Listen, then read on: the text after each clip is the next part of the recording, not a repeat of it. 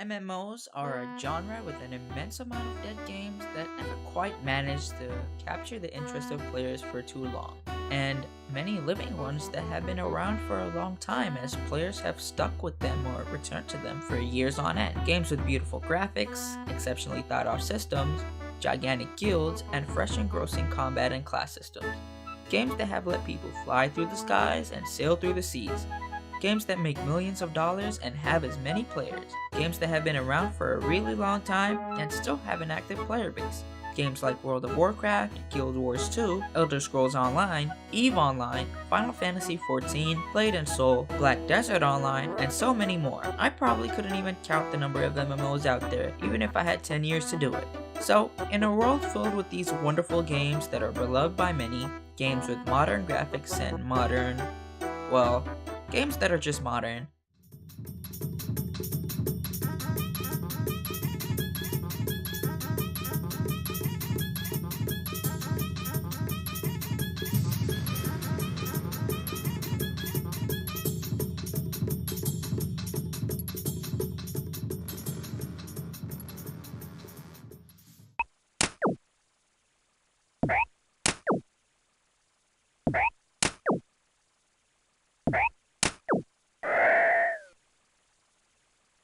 Why do so many of us choose to play a game from 2013? Or a game from 2007? Or maybe 2001? Why do so many of us choose to play a game called Runescape? Wait, I mean old school Runescape, or OSRS for short. Why do so many of us choose to play OSRS over these other games? Now, I know what some of you might be thinking. Old school RuneScape? I thought RuneScape was old enough already. Why would anyone want to play a game so old and boring? I'll explain for those of you that feel that way. Some of you might think that we only play old school RuneScape because we played it when we were younger and that made us want to play it again when Jagex, the company behind RuneScape, released the old school servers. This was an older version of RuneScape from 2007, a version from before the evolution of combat and other controversial updates that had many players leaving the game. This brought many players back to RuneScape when they released the 2007 servers because these players did have nostalgia for the game. Sometimes nostalgia makes us see things as being better than they actually were, but RuneScape was as good as we had remembered it, and we didn't really have any idea what we were in for. As the developers, the exceptional developers behind OSRS, didn't just leave the game in a perpetual 2007 state. They didn't just make quality of life updates, they didn't just release it and leave it alone. In fact, they enhanced the game to a level beyond anything we could have imagined back in 2013 when the servers were first announced. What's amazingly crazy about OSRS is that it is a democracy. Every single update is voted on by the players. However, only members can vote on these polls and only members with a total skill level of 280 can vote, which isn't all too hard to get. And also, you don't have to pay any real money to become a member. But we'll get to that later. These restrictions are set in place because they don't want malicious parties voting in these polls. Basically, they don't want illegitimate players or bot accounts affecting the votes, in place of the rule-abiding players that actually care about the game. Bots are accounts running on third-party clients or software that automate tasks in-game for you. Tasks such as increasing your skill levels by automatically clicking for the player. These bot clients give players an advantage where they don't really have to play. Bot accounts are not allowed and frequently get banned. Every update only gets implemented into the game if it has received a 75% yes vote in the 1-week time span that every poll is up for. This is to ensure that the integrity of OSRS isn't damaged, and also so controversial updates aren't put into place. And if you look at the polls from the past, the players know what they want, and what they don't want is any BS. The devs also seem to know what the players want, as there aren't usually a huge amount of polls that get voted out. And if you think about it, that's really important. See, the developers need to show something concrete about updates before a vote, especially the big ones. So if an update gets voted no, then all that time that the devs put into a possible update could be for nothing.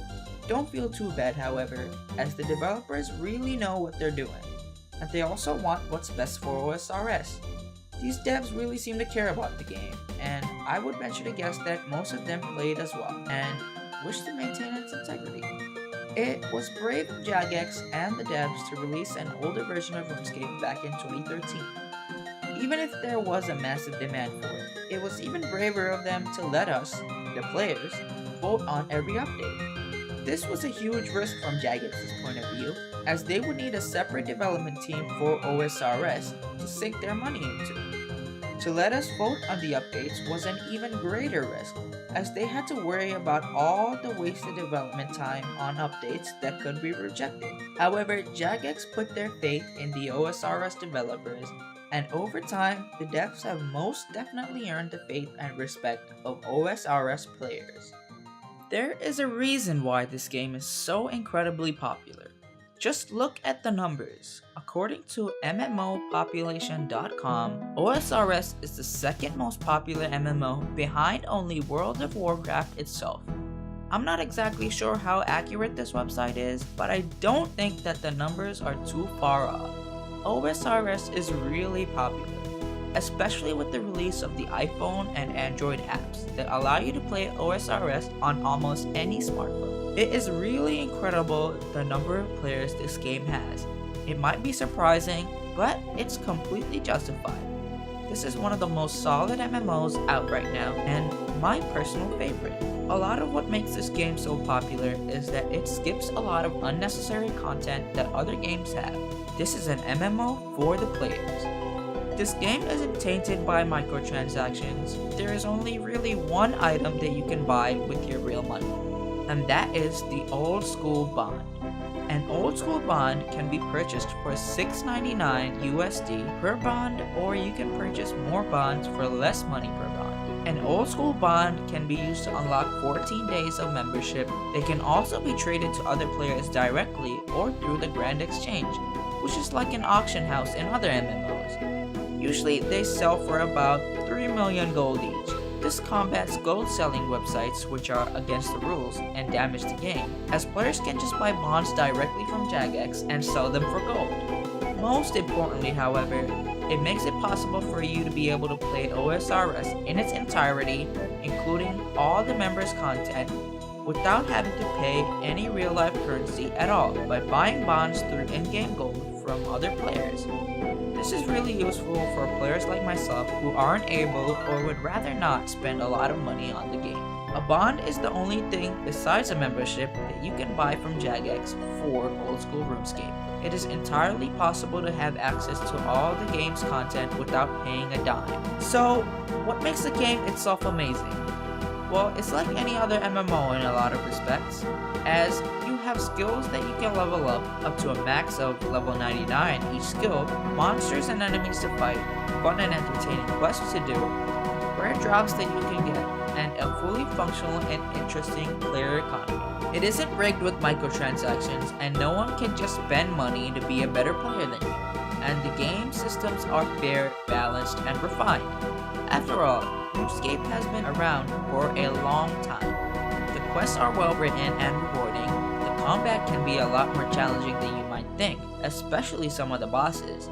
And the game itself can be really relaxing. You can level up skills while you watch videos on your computer, as the client is really lightweight. There are even third-party clients that you can use if you wish to.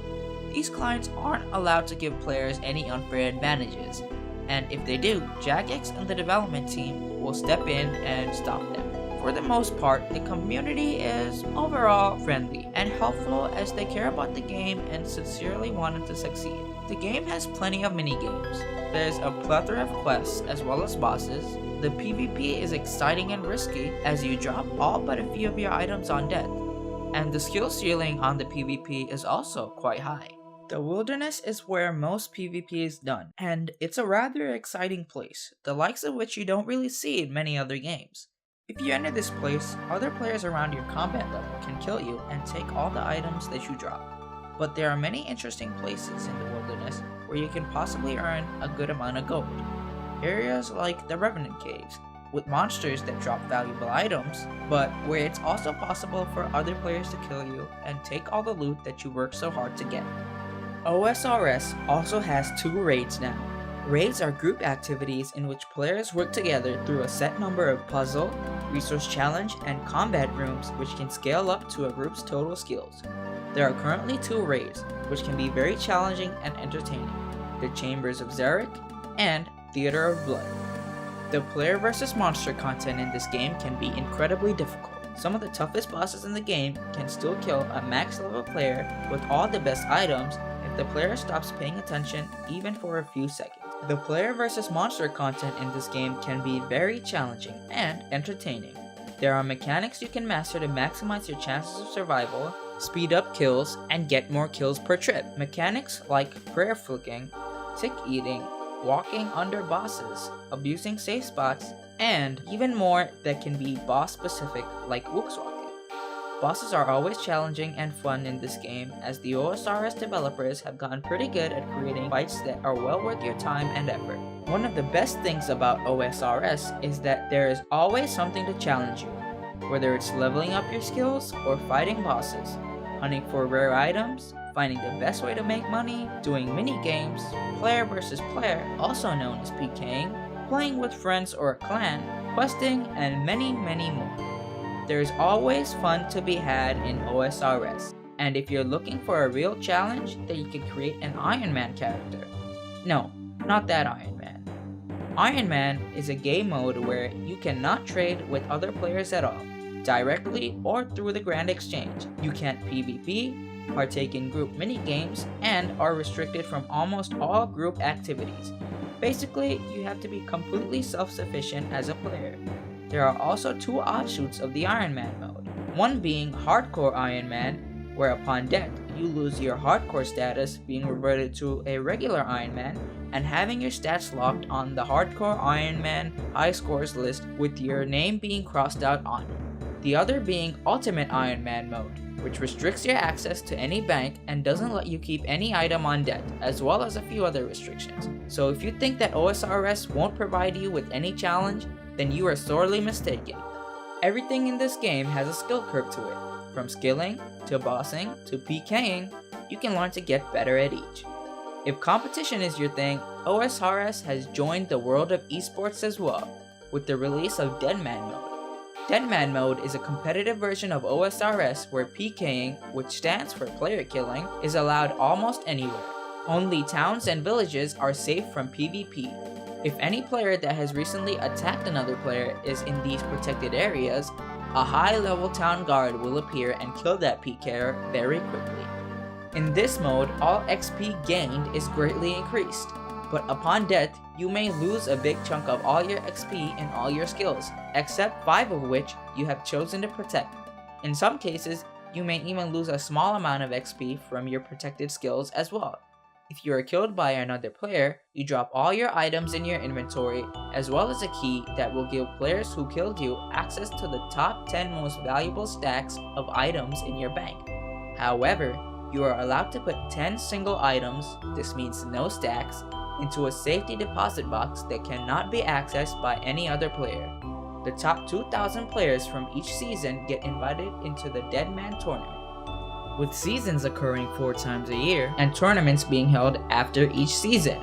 In the tournament, players will have a week or less to level up their skills and attempt to get the best gear they can. After this 1 week or so of skilling and acquiring valuable equipment, they then equip their best gear and partake in what is called the Final Hour. Players who die in the Final Hour do not respawn and are eliminated from the tournament. The Final Hour is much like a battle royale game, as clouds of gas, which damage players, close in over time onto a single area of the map, forcing all the remaining players on one spot where they battle it out until 256 players remain. Then these 256 players fight each other in a series of 1v1s where players that lose get eliminated from the tournament, and those who win get to progress to the next match. This goes on up to the final match, which decides the winner of the tournament. The top 4 players get cash prizes, with the first place player getting $20,000 US, the second place player getting $10,000, and third and fourth getting $1,000 each. The rest of the top 16 get a free 12-month membership. To top it all off, the Final Hour and the 1v1 elimination rounds are streamed live on Twitch. Jagex sets up the event in a stadium which has a stage where a few notable players compete in the tournament in front of a crowd. Commentators try their best to explain what's going on while using an aerial view of the map that players get to see as well. The Dead Man mode, along with the event, can be a really fun experience to partake in or watch. No wonder it has developed a hardcore and loyal audience. Hopefully, I've convinced at least a couple of you to try it out. And if I haven't convinced you to try it out, maybe I've made you understand why so many people play this game. It's been around for a really long time. And there's no one true way to play it. There's many different options. How many games do you know, full-fledged games with no microtransaction BS, that you can play on your phone wherever you are? If you're looking for a good MMO, heck, a good game at all to play, try Runescape, the old school Runescape.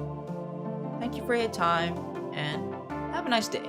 For more content like this, please subscribe.